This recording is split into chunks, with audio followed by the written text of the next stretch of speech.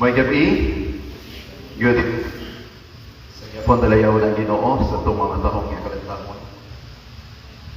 Sa pagkatag sa yapon sa tot. So for tonight, we will continue to discuss the life of Joseph from Tito Ginakot. For tonight, allow me to read a portion from the book of Genesis again. In Genesis chapter 41. We are now in Genesis chapter 41, verses 1 to 46. Okay, so Genesis chapter 41. When 2 full years had passed, Pharaoh had a dream. He was standing by the Nile, when out of the river there came up 7 cows, sleek and fat, and they grazed among the. He fell asleep again and had a second dream. 7 healthy and good were growing on a single stalk. After them 7 other heads of grain sprouted, thin, scorched by the east wind. The thin heads of grain swallowed up the 7 healthy, full heads. And the other chief baker in the house of the captain of the guard. Each one of us had a dream the same night, and each dream had a meaning of its own. Now a young Hebrew was there with us, a servant of the captain of the guard. He told him our dreams, and no one can interpret it, but I have heard it said of you, that when you hear a dream, you can interpret it. I cannot do it, Joseph replied to Pharaoh, but God gave Pharaoh the answer he desires. Then Pharaoh said to Joseph, in my dream I was standing on the bank of the Nile, when out of the river there came up 7 cows, fat and sleek, and they grazed among the reeds. They had done. They looked just as ugly as before. Then I woke up. In my dreams I also saw 7 heads of grain, full and good, growing on a single stalk. After them 7 other heads sprouted, withered and thin, and scorched by the east wind. Then came up afterward, and 7 years, and so are 7 worthless heads of grain, scorched by the east wind. They are 7 years of famine. It is just as I said to Pharaoh, God, what he is about to do. 7 years of great abundance are coming throughout the land of Egypt. But 7 years of famine will follow after them. Then all the abundance in Egypt. Now let Pharaoh look for a discerning and wise man and put him in charge of the land of Egypt. Let Pharaoh appointed commissioners over the land to take the fifth of the harvest of Egypt during the 7 years of abundance. This should go during the 7 years of famine that will come upon Egypt, so that the country may not be ruined by the famine. 37. The plan seemed good to Pharaoh and to all his officials. So Pharaoh asked them, can we find anyone like this man, one in whom is the Spirit of God? Then Pharaoh said to Joseph, since God has made all this known to you, there is no one so discerning and wise as you. You shall be in charge of my palace. Put it on Joseph's. He dressed him in robes and fine linen and put a gold chain around his neck. He had him ride in a chariot as his second in command, and men shouted before him, make way. Thus he put him in charge of the whole land of Egypt. 44. Ginoo ang maabutan ng mga namon from this portion. So we glorify you again, we exalt you again, O God. You are the King of all kings, and no one is able to compare to your greatness of your power, because you are God, O Christ. Ang mag-adjust sa community sa mga ka-associates ng mga tao sa kultura kag sa pamatasan sa mga tao. So from a very remote area, kag dito sa nadagsa sa pinaka superpower nation that time known as Egypt. So from the house of Potiphar, he was gintagaan siya sa verdict nga mapriso siya. He was in prison for 2 years in the dungeon. And the dungeon isa ka klase sang prisuhan nga ara ginkutkot sa idalom sa dutan kag pinakabutan. And imagine is the accusation na wala sa ground or basis magaresulta sa imo that you will suffer a consequence kay di ka nagakagbagay nga kutani nila. But God uses the circumstances nga ma-present kag ma-reveal ang iya purposes in the life of Joseph. While he was in dungeon, while he was in the prison cell, the Lord blessed him. And he was in third last Sunday, nga may duwa dito man, nga ginpriso the cupbearer and the kaya gining-tuwa sila, puro ni sila may mga dreams. Ang isa nagdamgo siya, nga nag-serve siya again, the cupbearer, nag-serve sa again sa king, o sa obligasyon to serve the wine. And the other one, nakita niya nga nagdamgo man siya, the baker, maman ko. Kung makagwa ka na. Tungod, ari ko din nga nag-suffer, I am innocent. But you know what? A very painful mistreated in the situation of Joseph, kung may mga tao very close.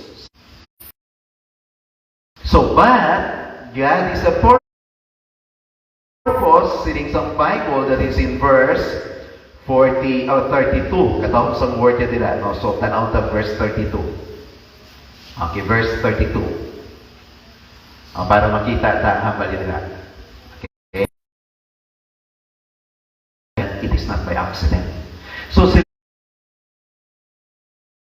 siling ni Joseph, siling sa verse 32, the reason that dream was given to Pharaoh in 2 forms is that the matter has been firmly, it was God who decided. And God will do it soon. No? So kanamig sa declare. Hindi sila nang happy, kalbaryo ang sila pagpangabuhi, one day is equivalent to 1 year. Nga agoniya. So that's why kung nag-suffer ang tao for 1 day na nag-equivalent siya, vertically much more kung ang tao hindi na siya happy kag ara sa prison to the throne. Hali na sa prisuhan. And praise God, ang dream ni Pharaoh ang naging kabangdanan nga nag 2 years lang siya. Kung si Pharaoh nag-dream after 5 years, suffer. So, after 2 years, pagbuktaw, nagdamgo naman ko nga ang like for example, ang humay, nga nagapamunga na siya sa isa ka stalk sa humay, nga perdi ang bunga niya, may picture nga nung hambal din nila kagina, that is in verse 9. In verse 9 then, the chief cupbearer said to Pharaoh, "O my king, today I am reminded of my shortcomings nga man." Remember Joseph, who interpreted this dream, nadumduman niya, "Oh my king, wala sa iba nga tao nga maka-interpretar sa imodambo. There was a man nga na-meet ko 2 years ago." And he named the man Joseph. So it is one interpretation, only the word 7 years. 7 years of plenty. 7 years of good harvest. 7 years sa pinakaabunan siya na klase sa pagpangabuhi. Nga pwede magbaligya, hindi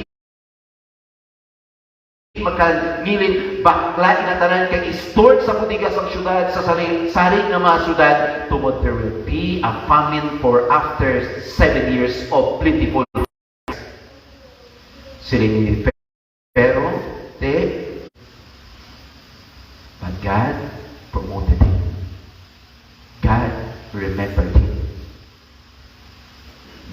say, anuman ang journey ni Joseph,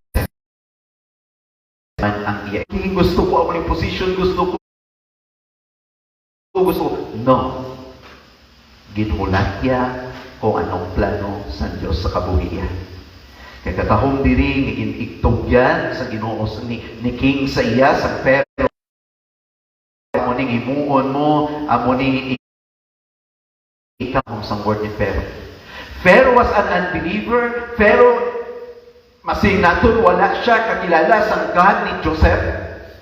But na-discern sa heart ni Pharaoh, he acknowledged the God of Joseph. Diin ba mangita sa throne? Than you.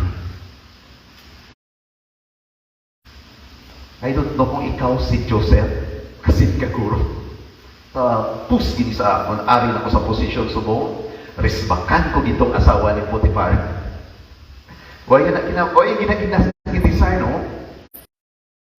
Andam ka siya nakadabot sa pinakataas na posisyon sa trono ni Faraon kung wala siya kaagi nga nag-istar sa italong sa duda. Inita ng journey kag ways nga ginpaagyan sa Dios sa iya. Tungkol sa siya nga time, present moment, hindi mo ginagyapagan lumon. Pero you know what? Inata siya, nag-reshape, nag-mold sa iya personal nga character. Kaya makita natin diri that Joseph was exalted for his character. He was exalted for his character, mentioned in verse 37 to 39. Kita diri that even Pharaoh himself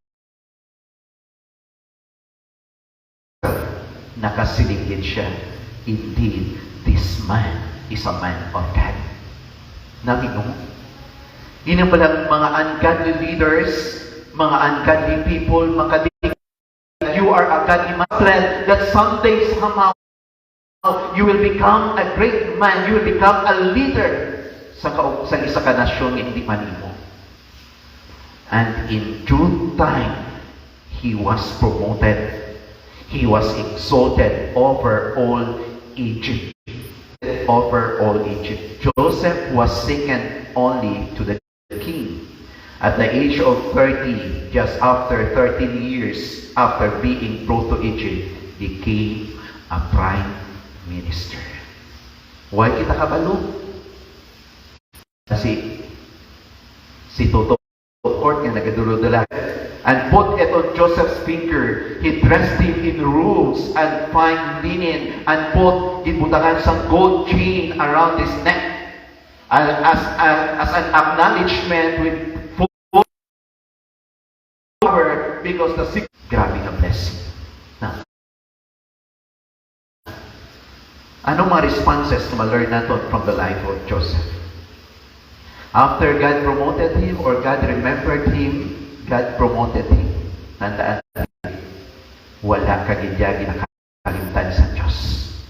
During the waiting period, remember, trust God without panic. While nagahulat ka sa mga bagay nga luyag nimo madabot or mga situation nga nagahulat ikaw,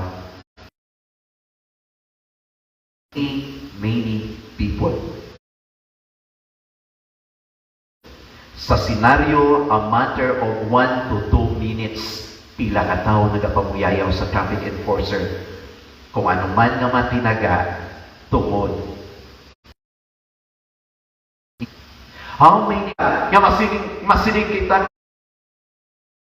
at yung ay nagita to time, hindi na matagaan sa tiyon karon, hindi na ma-accommodate. Kung ang plano sa Diyos ma-accommodar ka, wala na ito may makaupang. Pero bisa nag-una ka pa dito po, hindi ka maka-accommodate. Pero kung in time nga ginatulog na ton, remember that God is not in a hurry. He is always on time. So trust God without panic. Second and the last reason, response we can learn from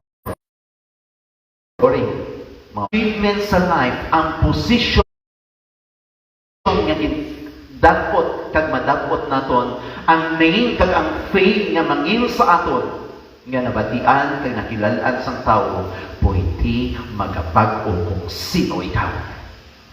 So praise God. Ang tahong nga plano sa Diyos sa unhan, amo Japon ang nag-prevail. He was remembered and promoted by God. Yang people, mga utod, kung mag-abot at tion, yung mag-ani ka